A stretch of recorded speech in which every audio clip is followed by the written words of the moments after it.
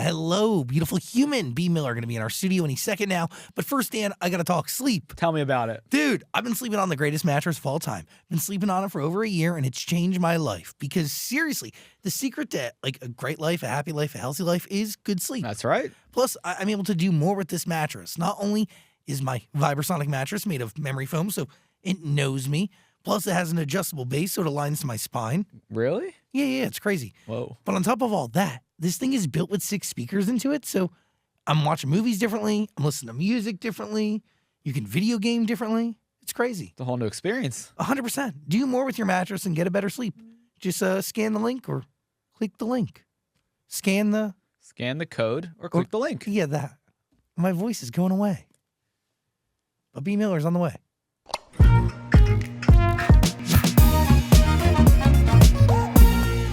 Hi, beautiful human. I'm Zach. That's Dan, and we welcome back to the studio, Bea Miller. Hey, woo. First time in how many years, Dan? I think the last time was over Zoom in like 2020, and you were showing us your Halloween decorations. Oh my God. Well, I barely remember. I don't remember anything from 2020 at all. I think remember. my brain just went, whoop. Like, I have absolutely zero memory of anything that happened that entire year. It's a blur, and I think that's actually added to my really, really poor concept of time. Like, I do forget giant swaths of things. I have no idea, like, how long something is. Like, I was just referencing notes before we started talking. I was like, oh, she released this music a year ago? No. You didn't. This latest era started in 2023, correct? Well, yeah. But it wraps up in when? December? Mm-hmm. Okay. Yeah, it was just like a quick 1 year thing. Well, do rollouts usually take over a year?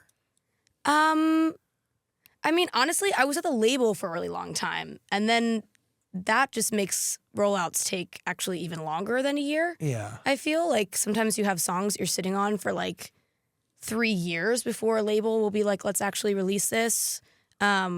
So, you know, when I was actually able to be in charge of it myself for the first time, like a rollout and a release of my own, because now I'm independent. So I was like, oh, I guess I was bitching all the time about the label not letting me roll things out as fast as I want to. But it takes time. You got to like really, I mean, at first we just started dropping music earlier in 2023.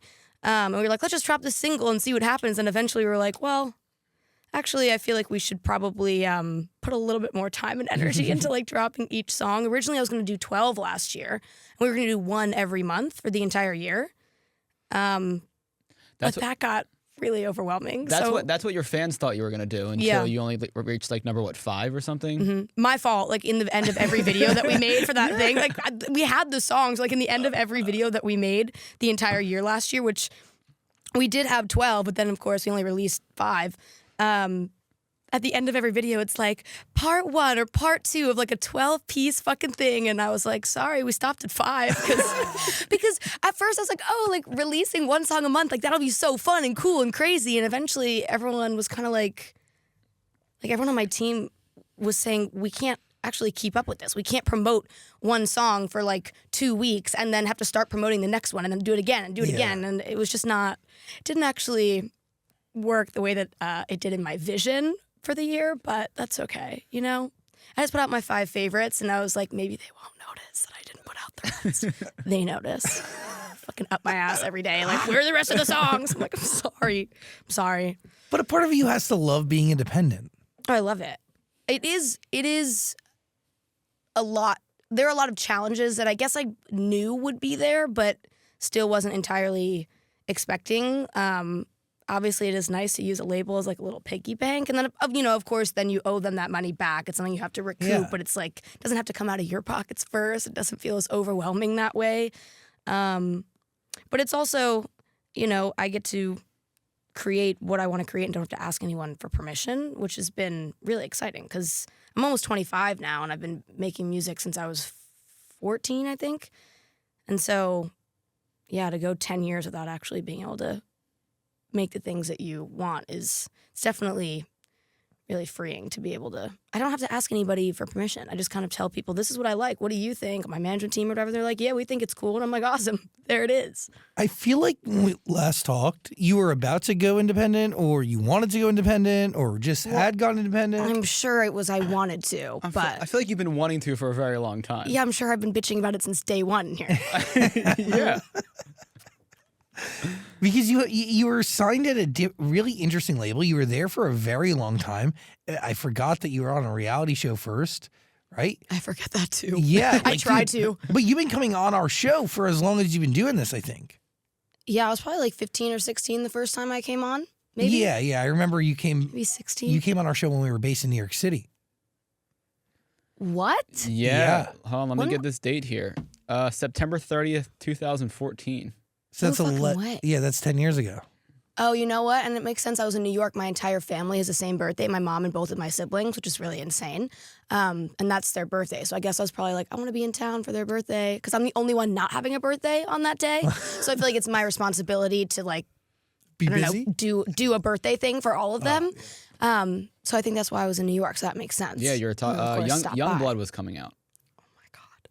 So I was like bleach blonde. You were blonde hair, Angry. some thick, smoky eye makeup. Yeah, that sounds right. That does sound right. And like I can only figure out what year it was that I did something if I see what color my hair was at the time. Then I'm like, okay, I can kind of get a vibe for what the era was. And right now, we are in what era based on your hair? We're in dark brown, but you know, I had orange hair for a while. This is boring, but listen, I'm just really lazy. So I've dyed my hair like most of my life, but eventually like I just get really tired of like maintaining it and dealing with it. It washes out and you gotta like, you can't put it in salt water and you can't, it's just a fucking pain in the ass. But I've been really bored. Like this has been easier, but it's so boring. And so I kind of been feeling like I might put some orange back in the hair again. I'm just feeling like, ugh, you know, like what? Just a girl with brown hair. Boo. But Like, Yeah, how you know. generic and boring are you? Yeah, I agree. I'm like, come on. So I'm going to maybe stop being lazy and do something more exciting soon. But that is how I typically figure out where I was and what I was doing and what music was being released and what the fuck was going on is based on what color my hair was at the time. And today we have 5 songs, but did you have 12 songs done? Or was the issue really just building a marketing plan around the rest of them or visuals? We have 12 visuals. We have 3 visuals that have no song. This is the real tea. This is the real shit. Okay, I haven't told any. My fans are probably like, this bitch. We have 3 videos. So we only had 9 songs completed, but we started the rollout in January of last year. So I was like, I have months like from now until like October when I'm going to start needing more songs to write more songs. And so we filmed the videos earlier in the year last year, all at the same time. Because, you know, without a label, it's cheaper that way. And we filmed them all. And we were like, well, we need 12 if we're going to do 1 song a month. We don't have 12 songs. So there are 3 videos that we just filmed to like nothing. It's just like, we just like played like, I don't know, Frank Ocean in the background. And I was just like doing random shit that we could potentially like use that footage for like when we eventually had a song for it. Got it. And then I did write songs that could have gone to those videos, but we never actually like paired them together because eventually we were just like, okay, like obviously we've been saying we're going to put out all 12 of these things, but maybe instead we just go with our 5 favorites and nobody will notice. Again, obviously everybody noticed. But also, you know, I wanted to do, because like when I was with a label, like I said, wasn't, you know, really allowed to expand my horizons and try new things for the most part. And I've always really liked how my songs sound when I perform them live. And when I perform them live, I do it with like a full band with like a live drummer, guitarist, sometimes I have a keyboardist, bassist, whatever. And I've always thought my songs sound like I have more fun with my own music that way. And so last year I was like, well, now that nobody is basically telling me that I can't do this, I want to start making music that sounds more like my live music. So I had a lot of live drums and guitars and I had a lot of fun with it. And I do feel like that is really like who I like am at my core. But you know, it's difficult to find like a pocket for that kind of music. You know, it's difficult to find like the audience that maybe is looking for something like that. And I kind of also miss doing more pop stuff, you know, like the more rock leaning stuff has been really fun, but I don't know that I want to put out another like 6 or 7 songs that all kind of have the rock sound. I'm kind of thinking of like starting fresh this year, and I kind of had my 1 year of rebellion, you know, and I got to make things that I've always been kind of curious about. Is that tied to the name, Bea Miller's Cabinet? Yeah. Well, it was originally the cabinet was essentially going to be like, you know, like those little like shadow box cabinets, and like there are different things inside of every little nook and cranny, and it was kind of going to be like that. Like it's like a cabinet of like little hidden details about myself, and in the format of music that I really have always wanted to make. But you know, I had a lot of fun with it, and I'm really, really, really, really, really fucking proud of all the music that we put out. But I think that I'm kind of leaning towards going back to being going back into like what I feel like my lane is, which is like more of like a pop girl, you know? I was not expecting you to say that. Really? I thought the label was making you do the pop stuff, which you hated, and you were excited to get back to the rock stuff, and you were going to stay in the rock lane because that's what you wanted to do. It is. I mean, that is why I originally like started doing the rock stuff, was because I thought it's so much fun for me.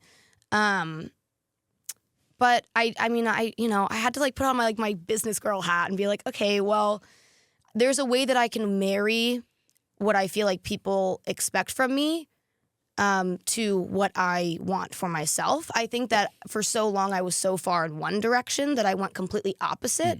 And I think that there is a way to kind of bring the two things into like a center point, you know? And I think that I can still have some of the influences that I am really inspired by, while also kind of opening up the door a little bit and kind of widening the net for like the people who might actually want to listen to the stuff, you know? Mm-hmm. I feel like you have 5 great songs, though. I do too. Thanks. So, you know, I mean, what is a pop song to you? Is it structure? Is it repetitiveness? What is it? I think I've just gotten really into the live aspect of everything. Like I said, we recorded live drums on every single one of the songs, except for one that I released last year. My song Gauche was the only one that didn't have that, because Gauche was an interesting recording process. We literally put an SM7, which is probably this, on the floor, which is typically like, now we use them for podcasting mics typically. But we just put one on the floor, and me and my friend Mikey, who's my guitarist, has played guitar for me and a lot of stuff. He was just playing guitar next to me, and I just sang the song, and it's like all one take. So that's like the one exception. And that's why the song sounds kind of grainy. I thought that was really cool. I was like, we could have re-recorded it in a way that was more professional, but I thought it sounded kind of interesting that way. But with that as the exception, the rest of the songs, you know, we did live drums, live guitar. We had like, somebody has come in and done like bass and fucking, you know, whatever. All these people have come in and added all these instruments. And I think that I was really straying away from more of like the computer-based production elements. And to me, I feel like a lot of pop music does incorporate that, but in like a really cool and fun way. I think I was just so trapped in a box for so long that I literally was like, I need to get as far away from that as possible. And now I'm kind of realizing that I do like some of the elements of the songs that I've made in the past, like my EP Elated. I love that music. But I think, you know, it's like, I feel like that's kind of how it is for everybody, no matter what it is that you're talking about, is if you're forced to do something for so long, you can't even really choose to like it that much anymore. It just kind of becomes like a chore and a task. And then you just want to maybe get away from it and do the totally opposite thing, or break free of it in some way just for the sake of doing it. And then once you move forward from that and have some time to reflect, you might, you know, change your mind and realize that like I just realized that some parts of all the music that has led me here today is fucking good, and I do like it. And so I feel like there's a way to kind of meld all the things. And do it on your terms, right? Yeah. Yeah. Gauche? Yeah. Were you trying to figure out how to pronounce We it? all were saying it differently. I know what it means. Lacking social grace, sensitivity, or acuteness. Awkward, crude, tactless. Mm-hmm. What does that mean to you? So the song Gauche does not have that word in the song anywhere. But as we were writing it, I mean, those are all true stories. Like literally one time I was driving my car, I was going to pick up a friend, and I had just turned 18. I had just moved to LA, and I was like, look at me, world. Like, I got my own apartment, my own car. Like, I'm such a fucking big girl, whatever. And I was going to pick my friend up, like, maybe a month or two after I had moved out here on my own. And I went to, like, pull into, like, the driveway section in between two parked cars, kind of to pull in, like, you know, straight in so that she could just hop into the car. And there was this super hot girl on the street, like, on the sidewalk outside. And I was looking at her, and so I literally drove my car, into a parked vehicle. Like, I just got too close when I pulled in and just, like, and it made this awful, like, scratching noise as I literally drove the entire passenger side of my car against this man's, like, parked Prius, I want to say.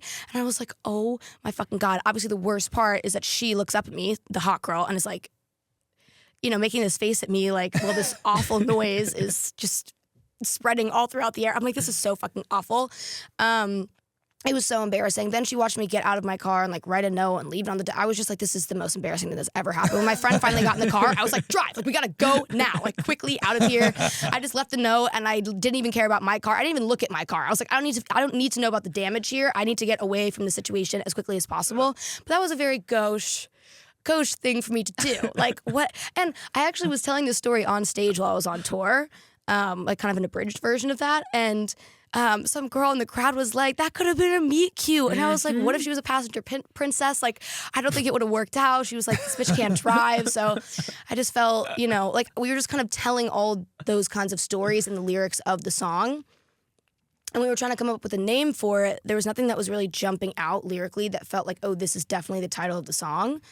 And then I believe my co-writer, Kara, I think it was Kara, said like, oh, these lyrics are so gauche. And I was like, okay, like that's actually really sick. I like obviously I didn't fucking know the meaning of the word before. I Googled the word. I was like, this is perfect. Love the sound of it.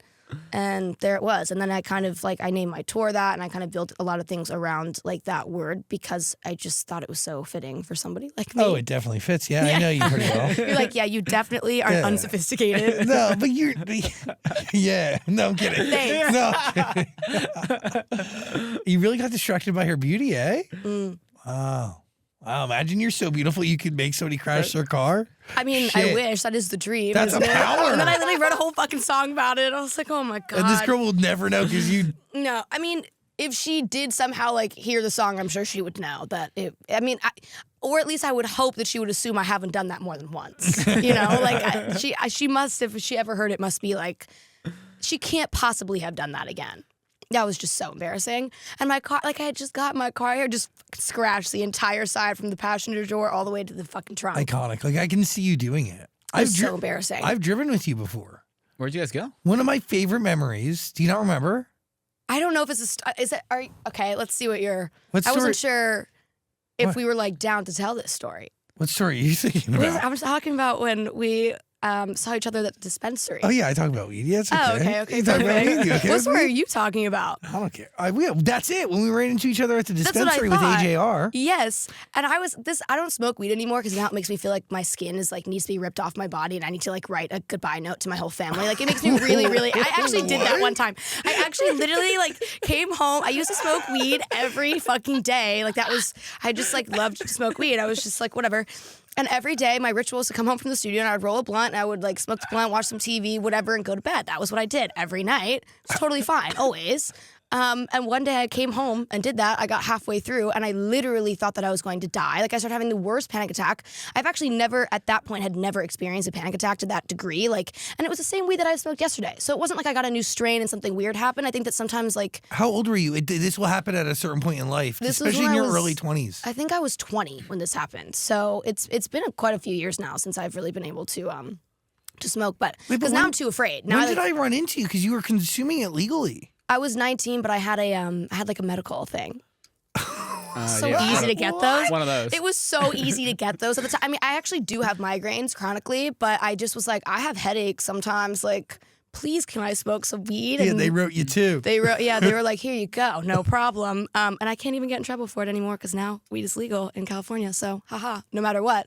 But yeah, so eventually that happened when I was like 20, and like since then I've been like I like can't with the weed. But this is when I did smoke weed, and I was at the dispensary, and I think were walking out as I was walking in, or I was walking in as you were walking out. I don't fully remember. And you were with AJR. That was so funny. And I believed, correct me if I'm wrong, that you were like, Bea, do you know how to roll a joint? Yeah, we didn't know how to roll a joint. And I was like, yeah, I know how to roll a joint. And you're like, would you mind? Like, my spot is like right around the corner. Like, could you like help us roll a joint? And I was like, fuck yeah. Like, what a random, like, I was planning on just going home and smoking weed by myself, minding my business. And I was like, this sounds way more fun. And we did. We did. We smoked weed and hung out on the balcony. We had a great time. I was like, get in the car. We're going. Yeah, then we drove literally 1 block around the corner. In your Jetta. And I was rolling them up. I was like, here's how you do it. It's so crazy. I was like, Zach, you should buy some cones, just some pre-rolled cones. So and just shove it in there, like into the cone. Wait, none of you guys could roll joints? No, but it was also a different time of weed where like pre-rolls weren't really common. The cones were a thing. And like I'm pretty sure they were still at the time selling weed from ginormous jars, and they would literally take the weed out bud by bud with these. Do they not do that anymore? I haven't been in a dispensary in so long. No, they don't do that at all anymore. Is it all like pre-packaged? Everything's pre-packaged. Yeah, there's not a single giant jar of bud. I miss the big jars. I mean, yeah, and they would literally weigh it out in front of you, and if your bud tender liked you or you tipped them, your bud tender, is that what they call them? Yeah, they still call them bud tenders because of the branding. But back then, like it actually mattered. If you took care of your bud tender, they'd take care of you. Mm-hmm. And you could make friends. They give you free stuff. Totally. Wow. I'd build relationships with everybody. It was pretty sick. Yeah, I was pretty sick. I'm honestly glad that like my weed era ended around the time that it started being all prepackaged and boring. Yeah, now it's a whole different world. Yeah, totally different world. Yeah, but I do remember that very much, and it was a great conversation. I didn't crash my car when you were in it, so that's good. No, you didn't. You didn't see any hotties. No, that was a problem. There were no hotties outside on the sidewalk, so there's no reason for me to crash. You are very honest on this album. I mean, EP. I'm sorry, it's not an album. Yeah, whatever you want to call it. You are honest in the music that you put out, but this one I think is very different to the point of like, I mean, you could alienate people in your life, or at least make people in your life think. That's true. Jealous of my friends. That's my favorite song out of the 5. Really? Yeah. Actually, you know, that's not shocking, I guess, because most of my fans are. I don't really have a lot of like male fans. Like especially like straight male, like cis dudes, like not typically pulling up to a Bea Miller show, which makes sense based on my like music and like content, whatever. But Dan would be there. Every time I perform that song, or like I'm at like a college show or like a festival or like something that I'm doing that's, you know, not necessarily just my show, the dudes get really fired up about that one. It's the only song in my entire set list where a bunch of dudes are like, fuck yeah. That song is great. Thanks. I also like Repercussions still in Slut, but we'll get to that later. Oh, God. Fucking slut. We'll get to that later. Will never die, eh? Yeah. Sluts live forever.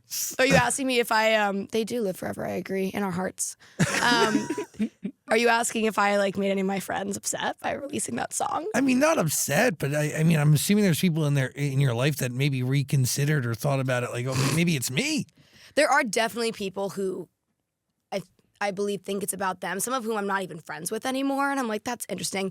I actually was nervous to release that song because I was thinking, what if my friends think I'm a huge asshole? And I also was thinking, because, you know, I feel like obviously like we write music because we're like, okay, like somebody else has to feel this way, right? Like maybe this will make somebody else feel better about fucking blah, blah, blah.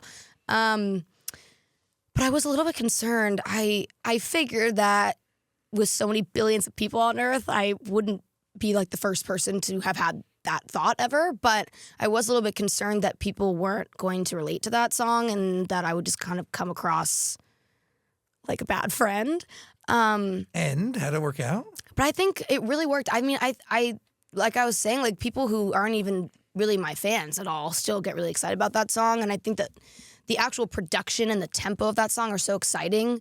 And I think it did go over well. One of my friends even was kind of saying that like, yeah, like it's kind of nice that this is out in the air because obviously, you know, you do support your friends. You're proud of them. You love them. You want them to have literally the best things that they could possibly have in life. And that is how I feel.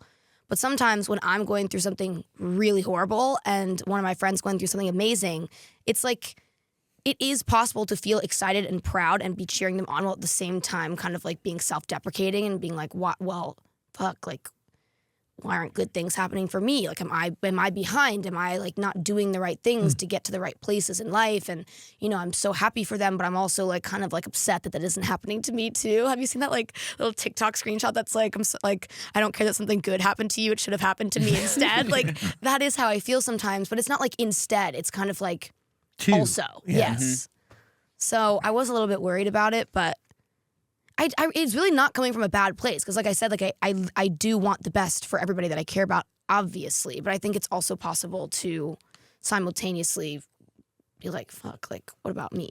Its placement on the EP is interesting, right? Cynical comes before it, and you're talking about just boredom, monotony, shit being repetitive, and then you're jealous of your friends. Yeah.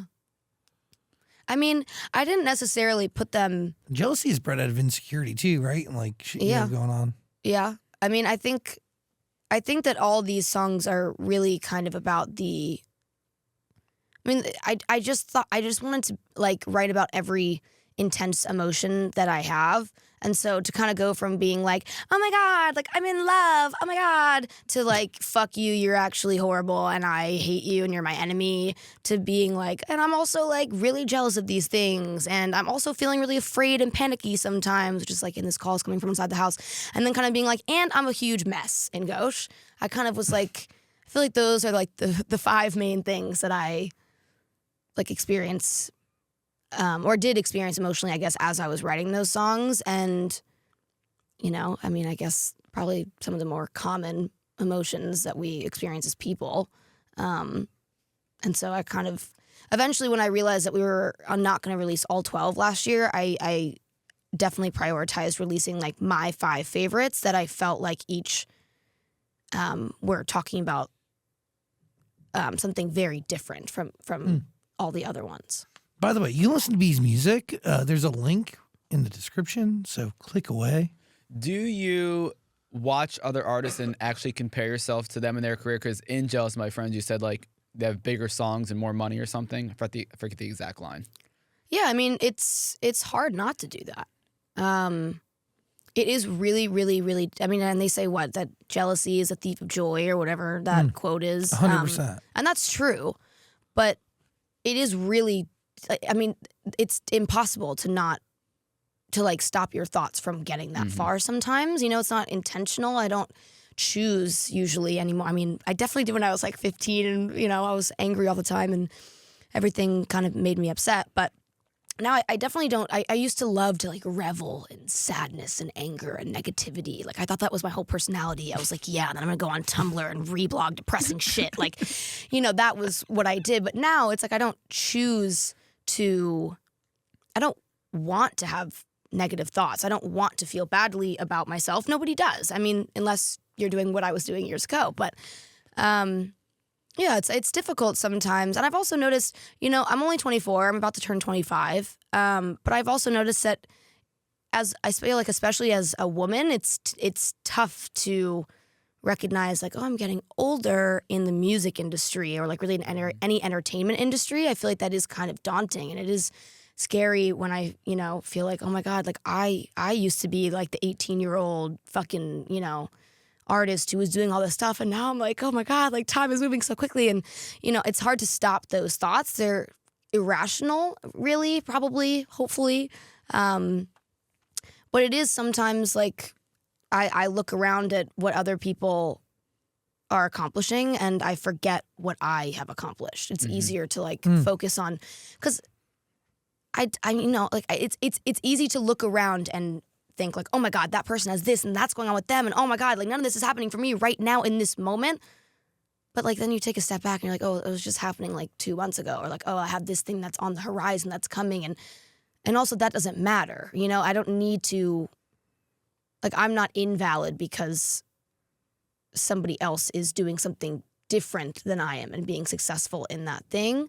And if my friends are having success, like I'm obviously like, fuck yeah, let's go. That's awesome. But then, like I was saying, sometimes I'm also like, but what am I doing wrong, you know? And so I definitely do make comparisons a lot, and it's not intentional. And then I usually am able to like kind of talk myself out of that with some of the things that I was just saying. But I think it's impossible not to have those kind of thoughts about yourself, or at least I hope it's impossible, because otherwise, like, I'm really digging myself down into a deep tunnel by accident, all alone. But also using music as a way to just manage it and to express it. It's like it helps you understand things, right? A little bit more in terms of how you feel, and then awareness to your actions. I mean, like, a lot of it is connected to the music that you make. And I don't know, like, jealousy, to your point, is the thief of joy, but I think ultimately the only competition one should have is themselves, but that's easier said than done. Like, we live in a world where everywhere we fucking look, people exist. Yeah. There's no privacy. There's no separation between us and culture and the world being thrown at us. And it's insanely overstimulating. Yeah, and it's really scary with TikTok, with the music. I mean, it's exciting because I've also discovered so many new artists through TikTok and so many songs that I probably like wouldn't have heard otherwise. But it's also scary to try to keep up with that. Everything is so fast paced now, and that was also why I was originally thinking release one song a month to like kind of stay consistent and stay in relevant. Because it really is. Like, I've been wanting to put out an album for quite a few years now, because I haven't technically released a full length album in like, I don't know, 4 or 5 years, maybe more. But I mean, it's difficult because to release like all of your content at one time and then not really have any more like new musical content for a while, which is like the typical album format, is kind of scary at this point, because everyone is constantly, you can be exposed to something new literally every second of every day. And so that is, I think, also like really changing like the way that people are releasing music, which I think is also like, I want to put out an album, but I just don't know if that's even like a good idea anymore, because it is like you just put it all out in one place, and then what, you know? It is crazy. It's hard. It's fast moving. I could say you do still put out an album and you release the right singles that lead up to it, that hopefully create a buzz, that bring people into your artist page, whatever. Like, there's some things that like may never go away, but I do think that, like, you're right. The appetite, like how fast people cycle through music, is crazy, but people also find music at any moment in time, and anything can go viral at any second, really. Yeah. Like, everything is different. True. So Feel Something. How long did it take for Feel Something to go viral? Oh yeah, that's a really good point. Feel Something we released in, I actually can't remember if it was 2018 or 2019, maybe 2019, like earlier in 2019, and then in 2020, like during the lockdown, I think somebody made I have no idea who, but somebody made a mashup of that and a Labyrinth song from Euphoria. huge. I can't even remember the name of the song right now, which was insane. And I didn't have TikTok at the time, actually. Like, I hadn't downloaded it yet, because I knew that was going to plague my life. I was like, I'm never going to get off of that thing if I get it in the first place. And I remember at one point all of my fans, like, tweeting me when I was like, you know, I feel like most of us were like the deepest of our like depression black hole at this time in 2020.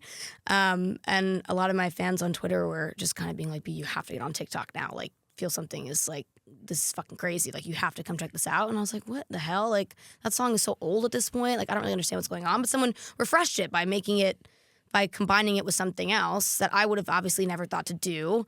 And yeah, then it really, that was really cool. I don't know that anything that like organic has ever happened to me, like with like, you know, a song doing really well. It was really, really, really cool. And it was exciting because, like I said, it was just like a really dark time for everybody. And I felt really lucky that I had something, you know, exciting like moving forward for me. But when the art is great, you know, it takes on a life of its own, and it doesn't matter, like, it's on no timeline. Do you get what I'm saying? Like, all you can do is put out a great song and it will find its place in the world. Yeah. It's I true. try to tell myself that. It's true. Like, it is, you know, I do really just, I think every person who makes art just wants to make the art that is like true to them. But you do have to kind of open up little pockets for other people to insert themselves into it, because that's what makes it universal. That's what makes it, you know, obviously transcend and matter more to people.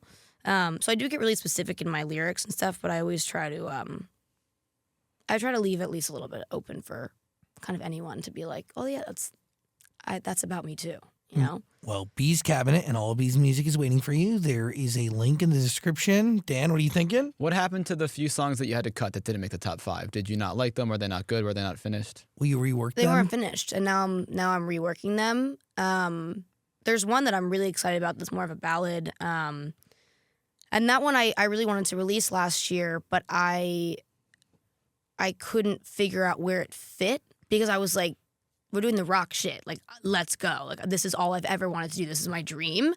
And I love this song, but I was like, I can't. If that had been 12 songs, I kind of was thinking of putting it kind of smack dab in the middle and kind of being like a slight departure that's more honest, kind of slowed down, more emotional song, and then kind of follow it up with, I thought actually after Gauche would kind of be the right place to put it, and then kind of start building it back up from there. But you know, music, it kind of, like, as you release things and as you evolve and as your art evolves, like, and the presentation of it evolves, you kind of sometimes change your mind about certain things. So that was also why some of the songs, I think there are 2 that we wrote that I don't know at this point anymore if I will release them. And then there are like a couple that I still plan to release this year, hopefully, that just need to be reworked, I think. That just need kind of like a new coat of paint. I like the singles and EP move because then art gets the time it deserves to shine, and there's no distraction, and Yeah. it's easier Yeah. to consume. And Yeah, but speaking of ballads, on Aurora, Yeah. one of my favorite songs is I Can't Breathe. Oh, yeah. You know what? I never thought that people would. I have so many people tell me that. The song is so good. Thanks. So good. Thank you. you have a lot of listeners, a lot of fans out there. Oh, yeah. Zach was talking about that before you came in today. I like forget sometimes. I'm like, what? And then, like, you know, I'll release a song and I'm like, oh my God, like, what the fuck? There's so many people who are actually listening to this. It's so crazy. It's so, I mean, like, I know that, but you don't always, like, actually know No, that I until get you it. see it, you know? Yeah, but you opened for Coldplay recently, didn't you? Like That was insane. That was so cool. I met Chris Martin. He was literally the nicest person I've ever met in my entire life. I told him that I was going to shit myself. And then he kind of gave me this look like, what are you talking about? So that was a little bit embarrassing, but obviously I like to word vomit. So it makes sense that happened. Yeah, I did open up for Coldplay at MetLife, which was kind of like the arena that Hometown. yeah, Wow. that I grew up, you know, seeing shows at. I think I actually saw my first concert there. Or no, maybe I've definitely seen like games there. No, my first concert actually I think was at Prudential Center, and I saw Miley Cyrus and the Jonas Brothers. I was Fucking there. sick. You were there? I was like 9. It was probably like 2008 or something. Yeah. I won Yeah. tickets from like the radio station 95.5. You were at the WPLJ. Prudential Center. Yeah. That's sick. Don't you have Nick Jonas's guitar pick from that show? Wait, I do. 2009. It's actually not from that show. That's so random that you remember. It's from like some. He like my mom like worked at. I Oprah. can't believe you remember that. One of my moms worked at Oprah. The other one worked at CBS. CBS. Yes, and they came and performed at CBS. And I was crying because some bitch ripped my poster. They were getting too like crazy over the Joe Bros. Every girl was like, ah! And I was just like this little like 7-year-old, and I was holding my little poster, and some girl ripped it, and I was fucking crying. And my mom like picked me up and was like, "Oh no, like what's going on?" Like, Bea, and I was crying, and she brought me inside, and I bumped into somebody and looked up, and it was Nick Jonas, and he was like, "Why are you crying?" And he gave me a guitar pick. And then later on, we were on the same management team a few years ago, and like literally like hung out and whatever. And I actually don't remember if I told him that story, but it was just like really a crazy turn of events to be like, oh, sorry that you're crying, little girl, to like, oh, now we're like going to get dinner together in Sweden. Like, I was just so, life is just so strange. I can't even remember what you originally asked me. Like, we've just gone so far. I don't know. We're talking about Miley Cyrus at the Prudential Center, and I I was was there. talking about Chris Martin. Oh, that's pretty good. And you Yeah. told him you had to shit. Oh, yes. Yeah. So I did that show. It was fucking insane. I have been to MetLife so many times. And I was like, this is literally the coolest thing that's ever happened to me. But I didn't think that I would meet them. They had someone bring us a bottle of champagne, and they all signed a card for me. Like, it was so nice and so much fun. And just like an insane amount of people. Also watching the show afterwards from like the little box where our green room was insane. They do that thing where they put you get like the bracelets and they wristbands. all light up depending on the song, and it's just beautiful to see. Like, I don't know, what is it, like 70,000 people like came to Nuts. that show or something ridiculous, and seeing all those lights and everyone singing, it was magical. And then we were walking down the hallway on the second night, because it was 2 nights, to leave, my crew and I, and Chris Martin was just like standing in the hallway, and I was like, you know, we just need to walk and not, because I just like don't like to, I'm like, oh my God, I don't want to bother people. And I get like nervous, clearly. And then I think he stopped my music director, who's also my drummer sometimes, depending on the show. And he was like, hey man, like, did you play for Bea Miller? Like, that was sick. And I went, I'm Bea Miller. Like, he was not talking to me. He just said my name to somebody else on my crew. And I was like, yes, that's me. And he was like, oh, cool. Like, really nice. Thanks for being here. And I was like, thank you for having me. Like, you said my name on stage, because he was like thanking, like, you know, her opened up, was doing all the opening shows, and he was thanking like everyone in his crew, whatever. And he was like, I want to thank Bea Miller. And I was like, what the fuck is going on? I was like, you said my name on stage, and I literally shit myself. And he was like, okay, that's really great news. That's really cool. And I was like, I cannot believe I just said shit myself to this man. Like, that is so embarrassing. And then he was saying, are you guys coming to they like rented out a restaurant or something, maybe to like, you know, celebrate with the crew for like successful New York shows, I guess. And they're like, oh, are you coming to like the after party thing in the city? And we weren't planning to go to that, because we were like, obviously we were invited because that's like a courtesy. It's like a really nice thing to do, but like we don't actually belong like in, you know, there. But then he brought it up, and we were all like looking at each other, like, yeah, yes, oh yes, like we were on our way there right now. Like I was like, these people probably want us to fuck off and like go away. Like I didn't. But then he brought it up, and of course we're like, yeah, you know, we're definitely gonna go. I'm also with my childhood best friend Katie at this time, and like we have really been through like so many like really gross, fun, silly, goofy, insane, like just dumb shit together. And we get to this after party, and my team is like, you should go, like, you know, thank the band and whatever for having you. And I was like, no, like they're kind of in the middle of a conversation right now.